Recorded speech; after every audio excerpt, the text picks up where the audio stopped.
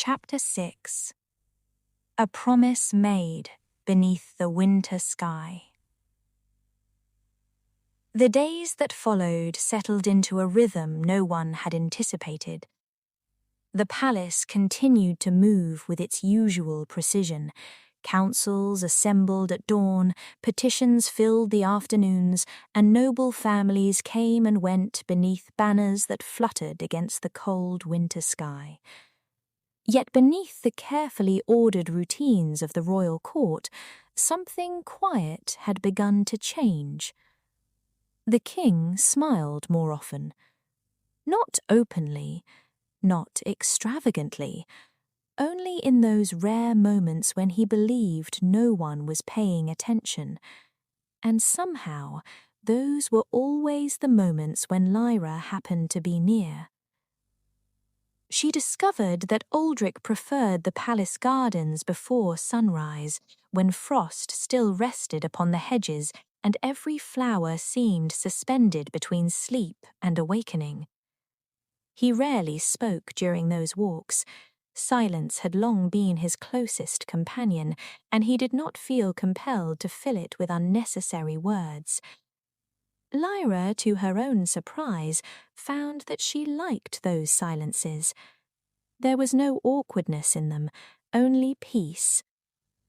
Sometimes they walked side by side without speaking for several minutes, listening to little more than birds greeting the morning or the distant splash of the palace fountains. It was enough, more than enough. One particularly cold morning, they wandered farther than usual until the palace walls disappeared behind rows of ancient cedar trees planted by kings long forgotten. A blanket of snow covered the earth in delicate white. The world looked untouched, almost sacred. Aldric paused beneath one of the oldest trees and looked upward through its bare branches. "My mother used to bring me here." The admission surprised Lyra. He had spoken of his parents only in passing. She believed every king needed one place where he could simply be a son. His voice carried neither grief nor bitterness, only remembrance. "I haven't stood beneath this tree in years." Lyra said nothing. She had begun to understand that when Aldric shared pieces of himself, interruption was unnecessary. He continued after a long pause. "The day she died, I promised I would never allow affection to cloud my judgment." His eyes remained fixed on the pale winter sky. "I thought love weakened rulers. It turns out loneliness does far better job." Lyra felt something tighten gently within her chest. She wanted to reach for him, to offer comfort, to let him know he no longer carried that loneliness alone. Instead, her gloved hands remained quietly folded before her, as they always were. He noticed. Without thinking, Aldric extended his own hand toward her. The gesture stopped halfway. Both of them froze. Then, with quiet understanding, he let his hand fall again. "I'm sorry. There is nothing to apologize for.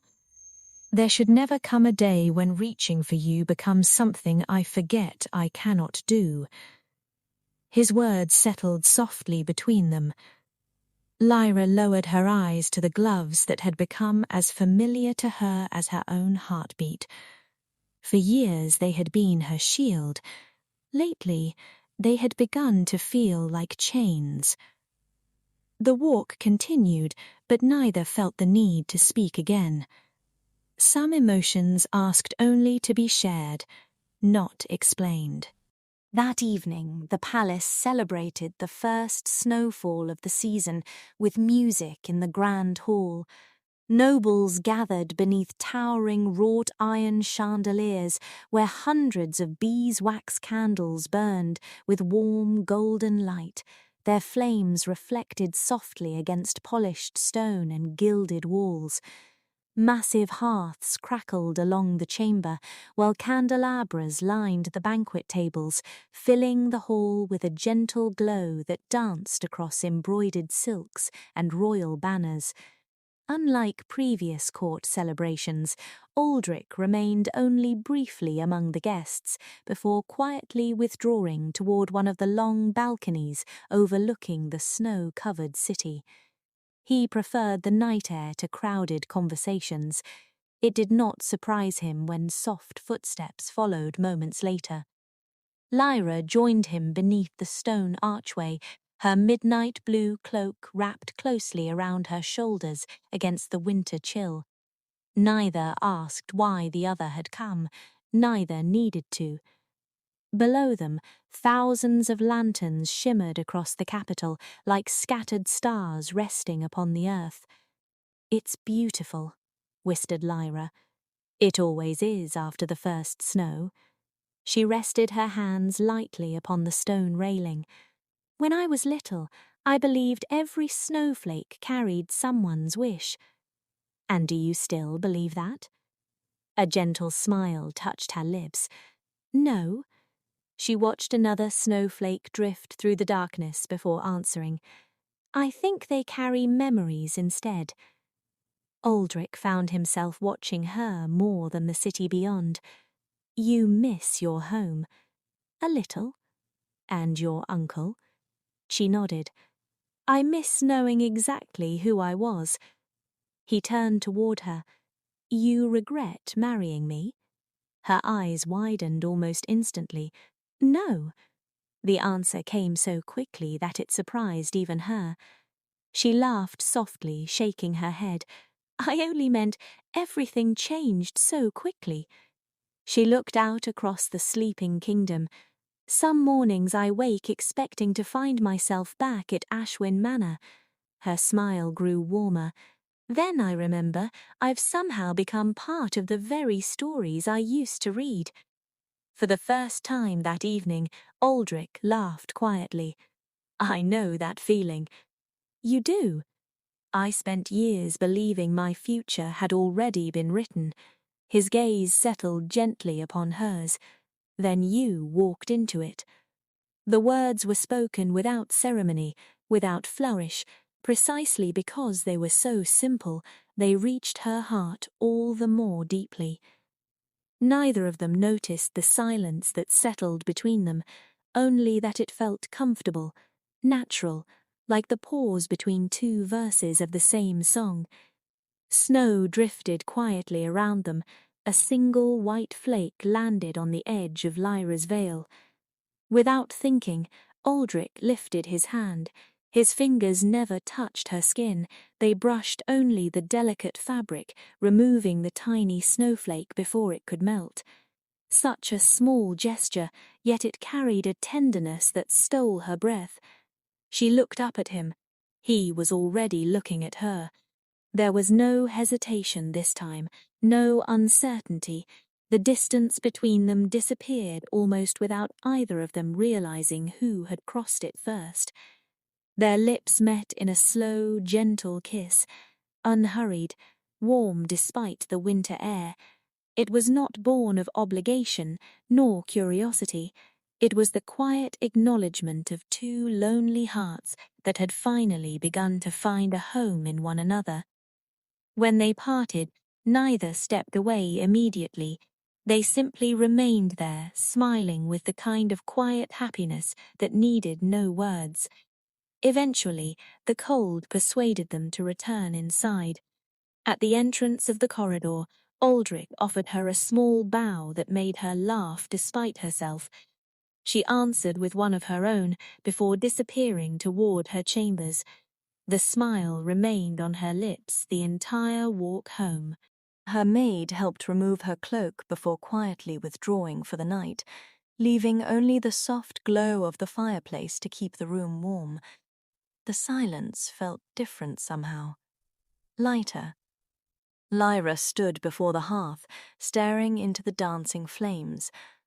Almost absent-mindedly, she loosened the ribbon securing one of her gloves. She stopped. Her fingers rested against the fine leather. She had removed these gloves countless times before, alone, without thought. Yet tonight, for reasons she could scarcely understand, she found herself wondering what another pair of hands might feel like. Not anyone's. His. She imagined, only for the briefest moment, what it would be like to lace her fingers with Aldric's, to feel the warmth of his hand without fear, to discover whether his touch was as gentle as every glance he had begun to give her. The thought alone made her chest ache. Slowly, she looked down at the gloves that had protected both her and everyone around her for more than 11 years. Until now, she had believed they were a blessing, a necessary sacrifice, a faithful shield against a dangerous gift. But love had a quiet way of changing the shape of old truths. For the first time in 11 years, the gloves no longer felt like protection. They felt like a prison. Outside her window, snow continued to fall over the Kingdom of Elarion, covering the world in silent white. Inside, a woman who had spent years fearing the touch of others had begun to fear something far more dangerous. The day she might no longer have the strength to resist reaching for the man she loved. Chapter 7. The Weight of an Unspoken Crown. Morning unfolded quietly over the Kingdom of Elarion, laying a delicate veil of silver light across the palace roofs, where the night's snowfall rested untouched. Wisps of smoke curled lazily from ancient stone chimneys into the pale winter sky, while the distant bells of the royal chapel drifted gently through the crisp morning air like a quiet blessing upon the waking kingdom. Snow clung to every turret and battlement, softening even the imposing walls of the castle until they seemed less like a fortress and more like something drawn from an old legend. Winter had a curious way of changing the world. It wrapped even places built for power in an unexpected kind of gentleness.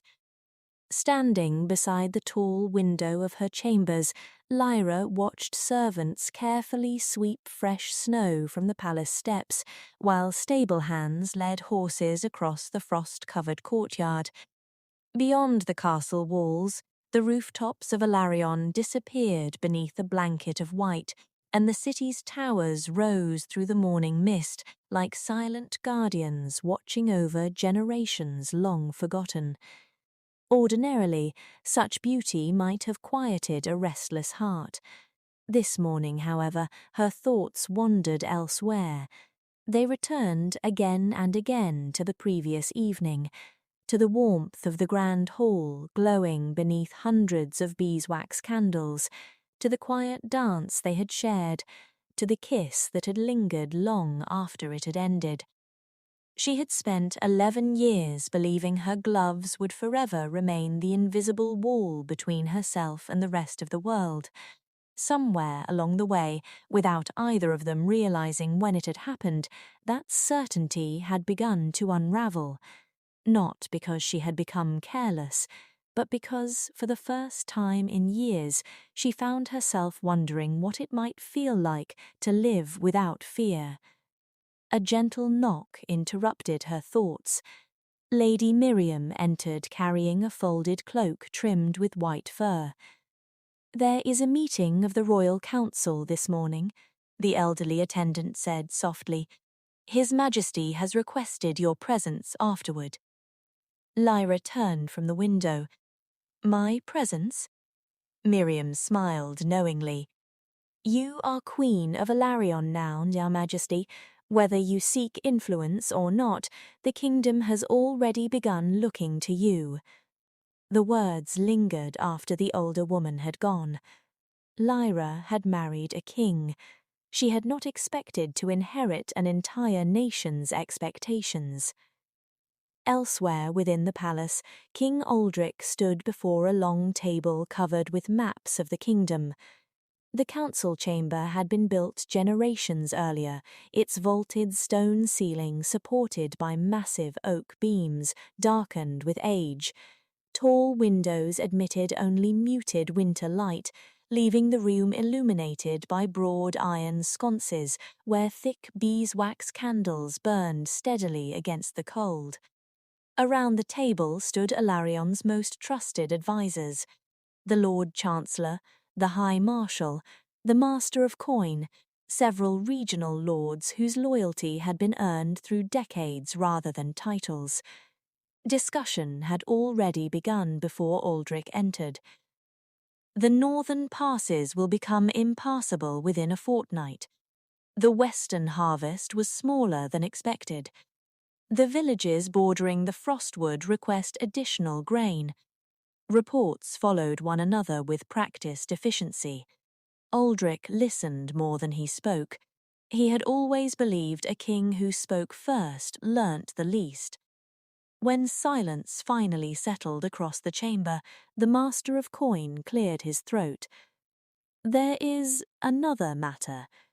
Aldric looked toward him. "The people have begun speaking of the Queen." Several councillors exchanged brief glances.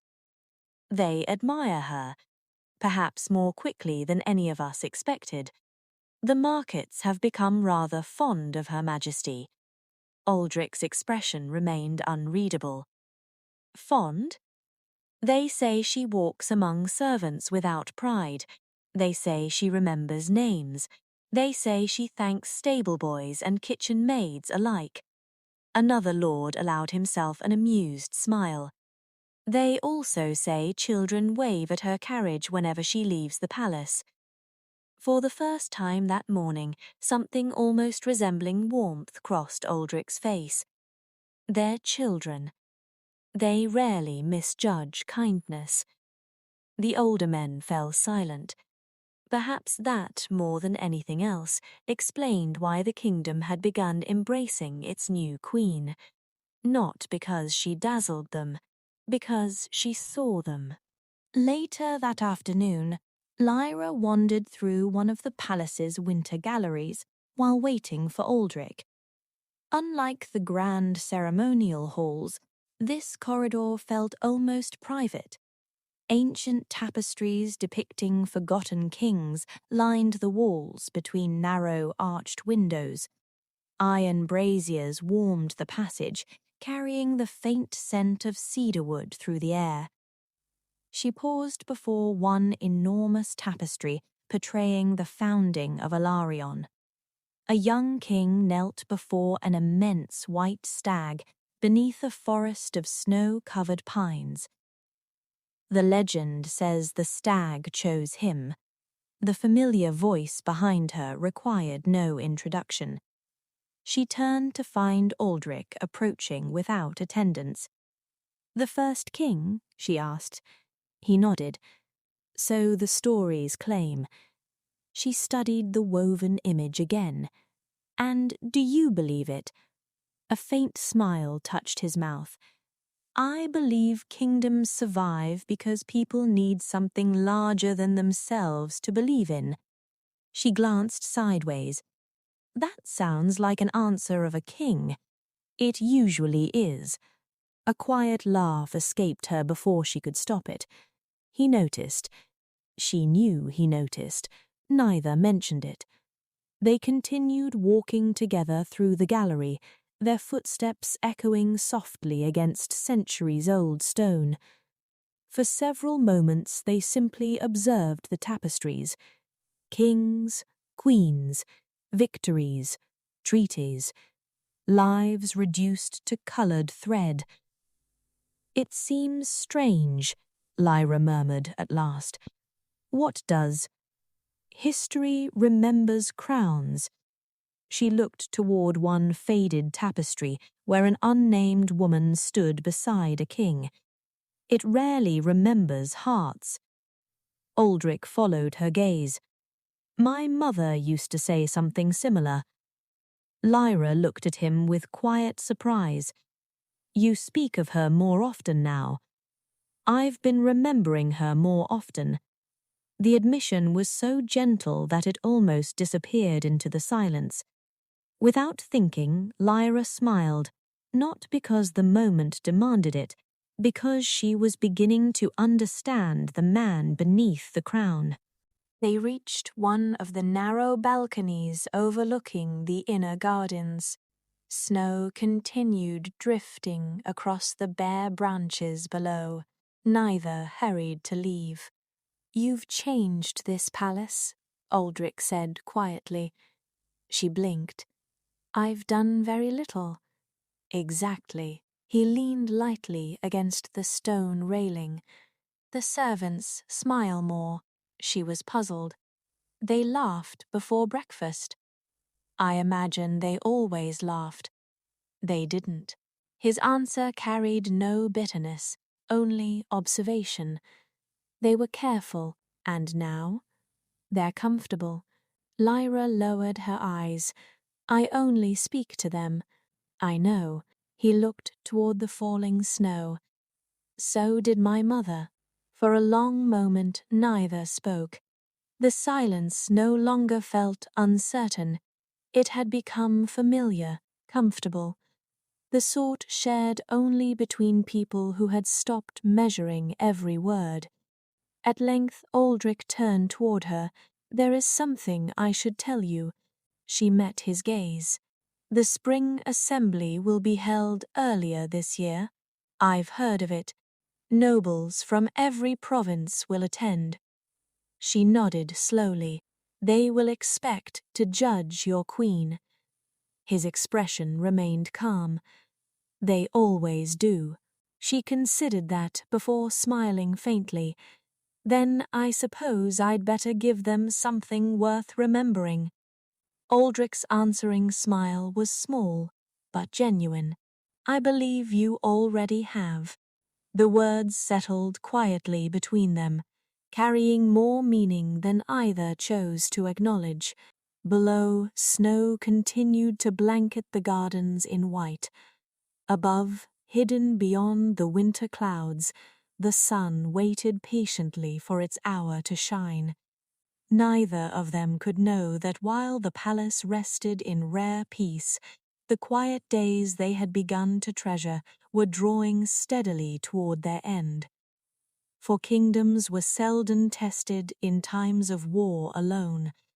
Sometimes their greatest trials began in moments of perfect peace. Chapter 8. The Queen Among Her People. The days that followed settled into a gentle rhythm, as though winter itself had wrapped the palace in a quiet promise that life need not always move with urgency. Snow continued to fall in soft intervals, dusting the castle gardens, cloaking the ancient walls, and muffling the sounds of the bustling city beyond. Every morning the chapel bells greeted the dawn, while every evening hundreds of candles transformed the great halls into pools of warm golden light against the long winter nights. For the first time since arriving at the palace, Lyra no longer felt like a guest wandering unfamiliar corridors. She was beginning, little by little, to belong. Not because she wore the crown, but because she carried herself with the same quiet grace whether she stood before noble lords or beside the youngest kitchen maid. She learned the names of the gardeners who tended the palace orchards through every season. She paused to thank the laundresses, whose work was rarely noticed unless something went wrong. She visited the royal kitchens often enough that the elderly cooks stopped bowing every few moments and instead insisted she sample whatever fresh bread had just come from the ovens. It became something of an unspoken ritual. Whenever Her Majesty appeared, someone would inevitably press a warm pastry into her hands. Lady Miriam often laughed that the Queen would soon know every servant in the palace by name. Lyra secretly hoped she would. Loneliness had taught her that no soul was insignificant simply because history failed to remember them.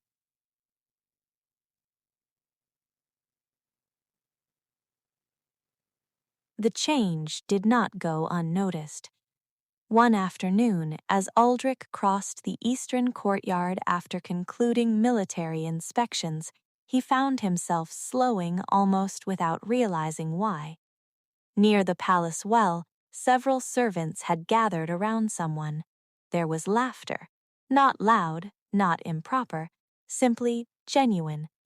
From where he stood, he saw Lyra kneeling beside the elderly palace gardener, patiently helping him replant a row of winter herbs that had been disturbed by the previous night's frost.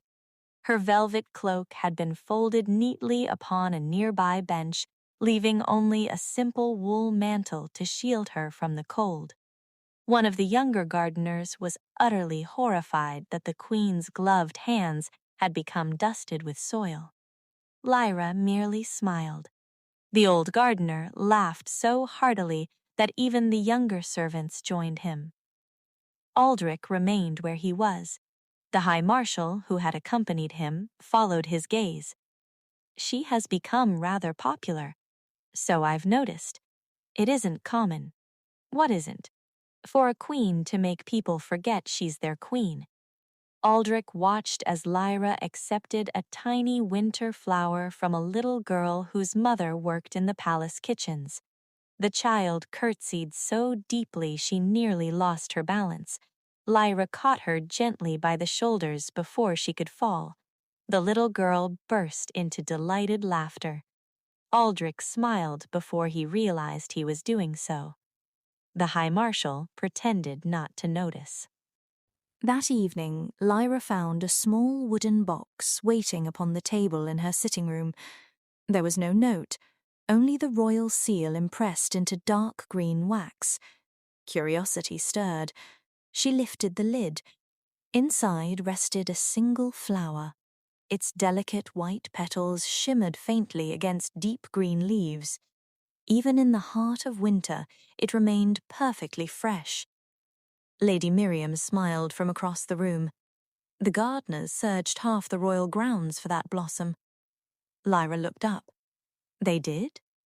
They were told the king wished to send it to someone. A warmth spread quietly through her chest. He picked a flower. So it would seem. She looked again at the blossom resting inside its carved wooden box. No jewels, no expensive ornaments, no grand decorations, just a winter's flower.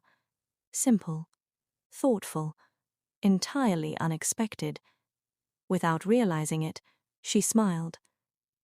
Later that night, she found Aldric standing alone beneath a covered stone arcade overlooking the palace gardens.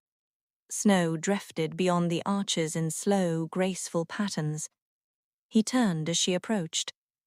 "I received your gift." A hint of uncertainty crossed his usually composed expression. "I wasn't certain whether flowers were considered appropriate." She looked down at the blossom she still carried carefully within its wooden box. "I think they're always appropriate." Silence settled between them, comfortable now, easy. She looked toward the gardens where moonlight painted the snow in shades of silver. "I've been wondering something." He waited. "When you were younger," her voice carried quiet curiosity, "did you ever imagine this life?" A faint laugh escaped him. "I imagined becoming king, but not this. No." He looked across the sleeping gardens. "I thought ruling would mostly involve treaties and armies, and instead, it involves people." She smiled. "I've noticed." He glanced toward her. "My father believed kingdoms were held together by fear. And you?" "I think fear keeps people obedient." He paused. "But kindness gives them a reason to stay." The words settled softly into the winter air. Lyra found herself studying him. There had been a time when she believed Aldric possessed only discipline. Now she understood. His kindness had always been there. It had simply been buried beneath years of responsibility. Without quite thinking, she stepped a little closer. "So," she said with gentle amusement, "the king who never expected to choose a wife also never expected to become a gardener." His brows lifted. "A gardener? You sent me a flower." "I did." "That's rather romantic." He looked almost thoughtful. "I hadn't intended it that way." She laughed. "I know. And yet—" He hesitated. "I'm not disappointed that you interpreted it differently." Their eyes met. The world beyond the arcade seemed to disappear into softly falling snow. Neither moved, neither hurried. At last, Lyra lifted the tiny white blossom from its box. "It deserves a place where everyone can see it." Aldric nodded. Together they walked toward a large clay planter sheltered beneath the stone arches. Lyra carefully nestled the flower into the rich soil, gently brushing away a dusting of snow that had settled upon its leaves. "It will bloom again in spring," Aldric said. She looked at him. "So will many things." For a heartbeat, neither looked away. There were no stolen kisses, no hurried confessions, only a quiet understanding that something precious had begun taking root between them, something that, like the flower before them, had chosen to bloom in the least expected season. Far beyond the palace walls, the people of Elarion slept peacefully beneath winter's embrace, unaware that their king and queen were slowly becoming not only the rulers their kingdom needed, but the companions each had never believed they would find. Chapter 9. Where winter yielded to spring. Winter never truly announced its departure. It surrendered slowly, almost shyly, loosening its quiet hold upon the kingdom of Elarion one gentle morning at a time. The snow that had clothed the palace roofs for weeks began to melt into silver ribbons that trickled along ancient stone gutters. Icicles vanished beneath the patient warmth of the lengthening days, and the bare branches that had endured the long cold finally dared to wear the first tender buds of spring. The kingdom seemed to breathe again. The gardens awakened first. Tiny white blossoms appeared beneath sleeping hedges, followed by carpets of crocuses pushing bravely through the thawing earth. Birds returned to the palace orchards, filling the morning air with songs that had been absent all winter, while fountains, once frozen into silence, found their voices again as crystal water danced beneath the sunlight. With every passing day, Elarion shed another layer of winter, and without either of them noticing when it had begun, so did the distance between their king and queen. Their companionship had become woven into the quiet fabric of palace life. Some mornings they shared breakfast before the duties of the day carried them in different directions. Other evenings they walked the gardens after supper, speaking of ordinary things that no royal chronicle would ever record. Books, childhood memories, the curious habits of palace cats that somehow wandered wherever they pleased. The old gardener's endless belief that speaking kindly to roses made them bloom more beautifully. Conversations that meant nothing to history, yet somehow meant everything to them. There was a peacefulness in those moments that neither of them had expected to find after a marriage born of duty. It felt less like two strangers learning one another, and more like two lonely souls quietly discovering they no longer wished to walk alone. The palace noticed. Palaces always did. Servants exchanged knowing smiles whenever their majesties happened to arrive together. Lady Miriam became suspiciously adept at finding reasons to leave a room when the king entered it. Even the palace hounds had decided that wherever the king and queen chose to stroll, they would happily follow a respectful distance behind, as though they were convinced they were participating in matters of great royal importance. No one spoke about it aloud. They simply watched and hoped. One afternoon, rain drifted softly across the palace grounds, too gentle to keep anyone indoors, yet steady enough to leave the gardens shimmering beneath countless droplets of silver. Lyra had taken refuge beneath the long stone cloister overlooking the central courtyard. The scent of damp earth lingered in the air. She watched tiny circles ripple across the surface of the reflecting pool below. Footsteps approached. She smiled before turning. "You always seem to find me." Aldric stopped beside her. "I've begun noticing where you disappear." The answer came so naturally that neither of them seemed to realize what it implied. Together they listened to the rain. For several moments, silence carried the conversation. "There is something I've been meaning to ask you." She looked toward him. "When you were a child," his gaze remained fixed on the rain, "what did you dream of becoming?" "I don't think anyone has ever asked me that. I'd still like to hear the answer." She considered it carefully. "When I was very little," a small smile softened her face, "I wanted to travel." "Travel?" "I used to imagine seeing every kingdom beyond the mountains." I laughed quietly. I believed every road led to some marvelous adventure. "And now?" She looked across the rain-soaked gardens. "I think adventure found me first." He laughed, a genuine laugh, unrestrained. The sound startled them both. It was warm, boyish almost. Gone was the measured composure expected of kings. For one fleeting moment, Aldric simply sounded like a man. Lyra could not help laughing with him. The rain continued falling around them while their laughter echoed gently beneath the old stone arches. Somewhere nearby, a pair of doves fluttered from the cloister roof. Neither of them noticed. They were too busy discovering how effortless joy could become in the right company. As the afternoon faded into evening, the clouds finally broke apart, allowing shafts of golden sunlight to spill across the palace gardens. Every rain-covered leaf glittered. Every blossom shimmered. The entire kingdom seemed washed clean. "It smells different," Lyra murmured. Aldric breathed deeply.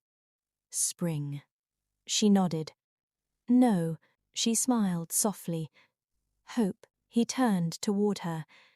There was something luminous about the way the fading sunlight rested against her face. Not dazzling, not impossible, simply peaceful. He found himself wondering how the palace had ever seemed complete before her arrival. The realization came quietly, without warning, without fanfare, like the first blossom appearing after a long winter. He cared for her, perhaps far more deeply than he had intended. The thought should have unsettled him. Instead, it felt strangely like coming home. Neither of them spoke what was growing between them. Some truths, like the changing of seasons, asked for patience rather than proclamation, and so they remained beneath the ancient cloister as the last light of day settled over Elarion, watching the kingdom welcome its first true evening of spring. Above them, swallows circled the castle towers. Below them, new blossoms opened to the fading sun, and somewhere, hidden within two hearts that had once believed themselves destined for solitude, love continued its quiet, unwavering bloom. Chapter 10. The night two hearts chose the same tomorrow. Spring settled gently over Elarion, and with it came an evening unlike any the palace had known in many months. The last of the day's light lingered beyond the castle walls, washing the western sky in muted shades of amber and rose before surrendering to the quiet embrace of twilight. One by one, servants moved through the royal corridors, lighting beeswax candles that filled the palace with a warm golden glow. Fire crackled softly within the great hearths, carrying away the lingering chill that winter had been reluctant to release. The palace gradually surrendered to silence. Footsteps faded, doors closed. The kingdom rested. For the first time since their marriage, there was nothing demanding the king's attention. No council awaited his judgment. No petitions remained unanswered. No ceremonies called either of them away. Only the quiet. Only each other. Lyra stood beside the open window of their chambers, watching the moon rise above the ancient towers of Elarion. A gentle breeze wandered through the embroidered curtains, carrying with it the fragrance of blossoming apple trees from the palace orchards below. Behind her, Aldric entered without announcement. She had long since learned she always recognized his footsteps before he spoke. She turned, smiling with the effortless warmth that had become so natural between them. "You escaped your advisors?" They finally accepted defeat. A soft laugh escaped her. "I never imagined that would happen." Neither did I. For a moment they simply looked at each other, the quiet no longer awkward but familiar. Comfort had become one of the greatest gifts their unexpected marriage had given them. Aldric crossed the room slowly until only one step remained between them. "So much has changed," he said quietly. "It has. When you first arrived," his smile carried a trace of gentle amusement, "you would scarcely look at me. I was terrified. I know. And you?" He considered the question. "I believed I had lost the part of myself capable of hoping for anything beyond duty." His eyes remained on hers. "I was mistaken." Something within Lyra softened. Months ago she would have lowered her gaze. Now she held his without fear. "I was mistaken too." Neither of them hurried the silence that followed. Some moments deserved to unfold at their own pace. Aldric slowly lifted one hand, not to command, not to persuade, only to ask. She understood the unspoken question before his fingers had fully reached her. With quiet certainty, she placed her gloved hand in his. For a heartbeat, they remained exactly as they were. Then, with complete trust, Lyra untied the delicate ribbons at her wrist. The glove slipped away. No fear, no hesitation, no shadow of the loneliness that had once defined her life. When her bare fingers settled against his, nothing separated them, not silk, nor leather, nor the years she had spent believing such a moment could never belong to her. His hand closed gently around hers, warm, steady, real. No vision came, no unseen future forced itself between the present and the happiness they had found. There was only the simple miracle of being able to hold the one person they loved. A quiet breath escaped her lips, almost a laugh, almost a tear. "So this," she whispered, "is what it feels like." Aldric's thumb brushed tenderly across the back of her hand. "I hope you never have to wonder again." Emotion rose silently between them, too deep for grand declarations. He lifted her hand and pressed a lingering kiss against her knuckles. She answered not with words, but with stepping closer until scarcely any distance remained. Their foreheads met first, then their smiles, then, slowly, as though savouring the certainty of the choice they had both already made, their lips found one another. The kiss was unhurried. It carried none of the uncertainty of their first stolen moments beneath the cloister, nor the surprise of the kisses that had quietly changed the course of their hearts. This one held recognition, gratitude, promise. Every shared sunrise, every patient conversation, every silent understanding. Everything they had become together seemed to gather into that single lingering moment. When they finally drew breath again, neither had truly moved away. Instead, they rested in one another's embrace, as though the whole world beyond those walls had quietly ceased to exist. No royal titles remained between them, no ceremony, no expectation. Only a husband and a wife who had, at last, entrusted one another with every guarded corner of their hearts. The candles burned lower. The fire softened into glowing embers. Outside, the moon climbed higher over the sleeping kingdom, while spring winds stirred the blossoms beyond the palace walls. Within the quiet sanctuary of their chamber, words gradually became unnecessary. The tenderness they had nurtured through countless shared days deepened into a fuller expression of the vows they had already spoken before the kingdom.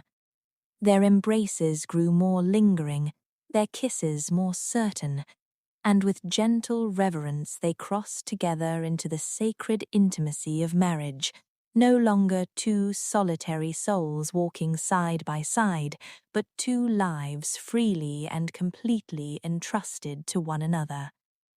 Before dawn painted the horizon, they rested together in peaceful stillness.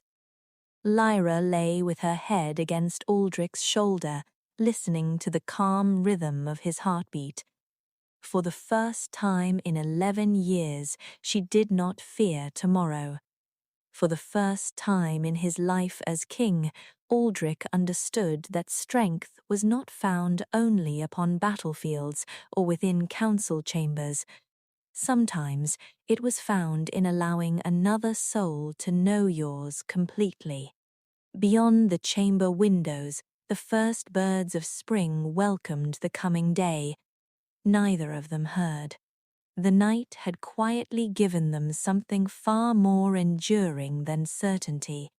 It had given them home. Chapter 11. The future that refused to stay hidden. Dawn arrived with quiet dignity over the kingdom of Elarion. The first rays of morning slipped gently through the chamber windows, laying ribbons of pale gold across carved stone and polished oak. Beyond the palace walls, the gardens shimmered beneath a veil of dew, every blossom catching the newborn light as though spring itself had paused to admire its own handiwork. Within the royal chamber, silence lingered peacefully. It was the kind of silence that belonged only to hearts no longer burdened by loneliness. Lyra awoke before the king. For a long moment, she simply watched him. Without the weight of a crown or the endless demands of court, Aldric looked younger than the kingdom ever allowed him to be. The stern composure that had become second nature during the day had softened in sleep, leaving only the man she had come to know beneath the title. A quiet smile touched her lips. She found herself wondering how she had ever believed she could spend a lifetime fearing the one hand she now wished never to release. Carefully, so as not to wake him, she reached for his hand resting on the coverlet. There was no hesitation, only affection. Their fingers met. For the briefest heartbeat, nothing happened. Then the world disappeared. Cold. Not the gentle chill of winter, but a darkness so absolute it seemed to swallow warmth itself. A cathedral bell rang once, then shattered into silence. The palace stood before her, yet not as it was. Smoke climbed into a storm-black sky. The ancient banners of the White Stag hung torn from the castle walls. Somewhere, someone screamed. She searched desperately for the sound. Instead, she saw herself, white silk stained crimson. Her body lay motionless upon the stones beneath the great royal standard. Just a few steps away knelt Aldric. His crown had fallen unnoticed beside him. He reached toward her with trembling hands, his face carved by a grief so profound it scarcely seemed human. He was calling her name, again, and again, and again. But she could not hear the words, only the heartbreak within them. Then the earth trembled. Deep beneath the palace, something ancient awakened. A blinding silver light burst upward through the castle foundations, racing across the walls like living fire. The royal seal engraved above the throne room doors split cleanly down the center. Stone cracked. Light swallowed everything. Darkness followed. Lyra gasped. The chamber returned all at once. The morning sun, the curtains stirring in the breeze, the steady warmth of Aldric's hand still within hers. She pulled back sharply, her breath unsteady. Her heart pounded against her ribs with such force she feared it might wake the entire palace. Aldric stirred. His eyes opened almost immediately. Concern replaced sleep the instant he saw her expression. Something was wrong. He sat upright. Without speaking, he reached instinctively toward her. She caught his hand before it reached her face, not to stop him forever, only long enough to steady herself. What happened? His voice remained calm, though worry already shadowed it. Lyra searched for words. None came. How could she explain a future she herself scarcely understood? How could she tell the man she loved that she had just watched him mourn over what appeared to be her lifeless body? At last, she managed a fragile smile. "It was only," she faltered, "my gift." The words were barely louder than a whisper. Aldric's expression changed. Until that morning, he had never asked what her visions truly looked like. He had respected the silence she chose to keep around them. Now he understood that silence had never been born from secrecy. It had been born from burden. He gently enclosed her trembling hands within both of his. "You don't have to carry it alone." The simplicity of those words nearly undid her. For years, she had believed her gift demanded solitude. Her grandmother had prepared her for isolation, for fear, for sacrifice. But never for this. Never for someone who would choose to stand beside her, even when tomorrow itself had become uncertain. She lowered her eyes. The vision was incomplete. Aldric waited. "I don't know when it happens. I don't know if it can be changed." Her voice grew quieter still, "But I know one thing." She finally lifted her gaze to his. "If the moment ever comes—" A tear escaped before she could stop it. "I would still choose you." He looked at her for a long time, not with fear, not with despair, only with a quiet resolve that reminded her why the kingdom had trusted him with the crown. Then he rose. The morning light caught the ancient silver circlet resting upon the table beside the bed. The chronicles say fate becomes dangerous when people try to outrun it. He turned back toward her. "Then we shall not run." He offered her his hand. "We will meet it together." Lyra looked at his outstretched hand. Only yesterday, such a simple gesture would have filled her with uncomplicated joy. Now it carried the weight of everything she had seen. Yet, after a single steadying breath, she placed her hand in his once more. Whatever lay ahead would no longer belong to either of them alone. Outside, the cathedral bells welcomed the new day.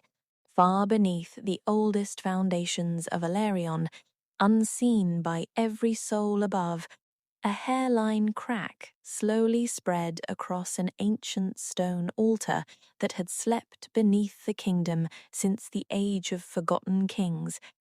Something had stirred, not because fate had been fulfilled, but because, for the first time in centuries, someone had chosen to face it with love instead of fear. Chapter 12. When Love Broke the Old Curse. There are moments when history turns so quietly that no trumpet announces them, no herald rides across the kingdom, no banner is raised. The world simply exhales, and nothing is ever the same again. The morning after Lyra's vision, the palace continued its ordinary rhythm, unaware that destiny had already begun walking its ancient corridors. The council assembled. Messengers came and went. Servants polished silver, tended hearths, and opened tall windows to welcome the mild breath of spring. Only the king and queen carried the silence of another tomorrow within their hearts. Lyra spoke little, not because fear had stolen her voice, but because she had learned that some burdens became lighter only when carried with grace. Aldric noticed every fleeting smile that failed to reach her eyes. He asked no questions she was not ready to answer. Instead, he remained beside her. Sometimes, love did not demand answers. Sometimes, it offered only presence. And often, that was enough. Late that afternoon, as the western sky softened into gold, an elderly monk from the royal archives requested an audience with the crown. He carried no weapon, only a weathered leather manuscript whose pages had darkened with the passing of centuries. Its bindings bore the faded crest of the first kings of Elarion. When the old man unfolded the brittle parchment before them, the chamber fell into reverent silence. "The kingdom has misunderstood the old prophecy," he said quietly. "For generations, we believed the seers were cursed because they could see tomorrow." His aged fingers rested upon the ancient script. But that was never the curse. Lyra felt her breath catch. The curse was fear. The monk lifted his eyes. The queen who sought to escape her son's fate did not destroy the realm because she knew the future. She destroyed it because she tried to rule it. The words settled heavily between them. The gift was never meant to imprison its bearer. It was meant to remind mankind that tomorrow is not conquered by control. He turned another fragile page. Only one thing was ever said to end the curse. His voice became almost a whisper. When a seer chooses love over fear, and another freely chooses to bear tomorrow beside them, the chain shall finally be broken. The room became utterly still. Lyra looked slowly toward Aldric. He was already looking at her. Neither spoke. Neither needed to. As dusk descended, the bells of the palace chapel began their evening hymn. The sound drifted gently through the open windows. Then, the earth trembled, not violently, only once. Yet every candle flame shivered, every bird took flight from the castle towers. Deep beneath the palace, something ancient awakened. A servant burst into the chamber, breathless with alarm. "Your Majesty, the old sanctuary beneath the castle." He struggled to steady himself. "The stone doors have opened." No one had crossed those doors for centuries. Aldric arose immediately. "So it begins." Torchlight flickered along the forgotten stairway as they descended beneath the castle. The air grew colder with every step. Ancient carvings covered the walls, wolves, stars, rivers, and countless hands reaching toward a circle of light. At the foot of the final staircase stood the sanctuary, its great stone doors, sealed since the age of legends, now stood open. At its center rested a weathered altar split by a widening crack. Silver light seeped upward through the ancient stone like dawn breaking beneath the earth. Lyra stopped walking. The vision returned, not in images, not in fragments, in understanding. This was the place she had seen.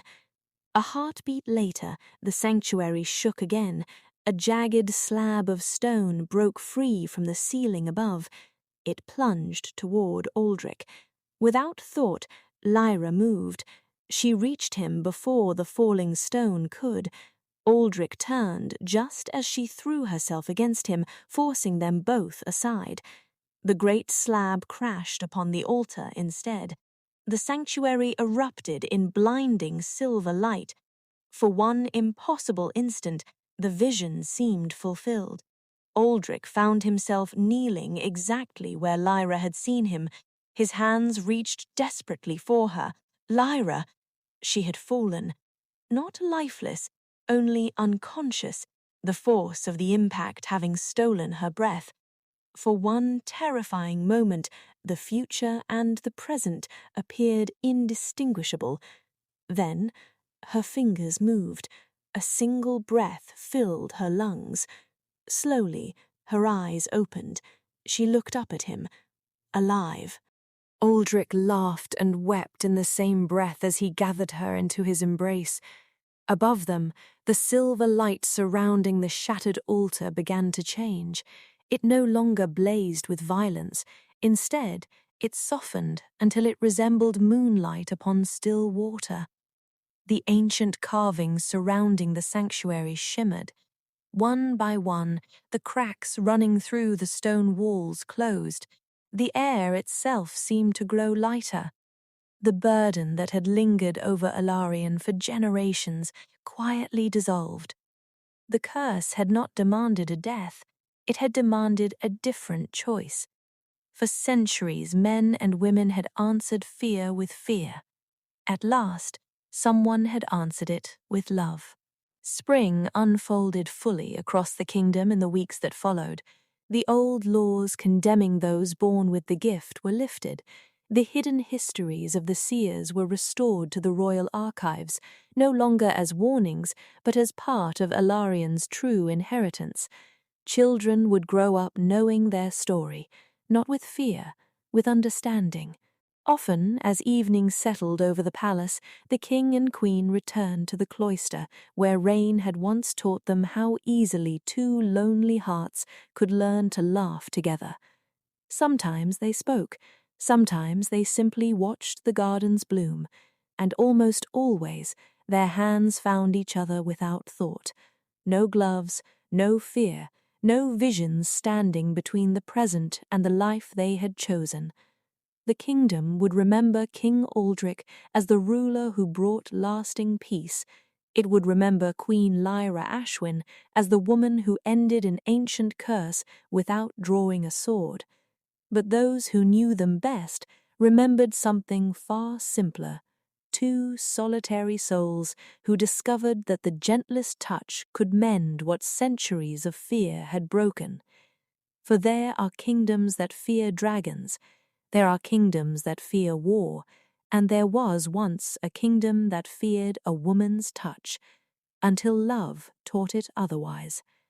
And from that day forward, the hands that had once been hidden became symbols not of doom, but of hope.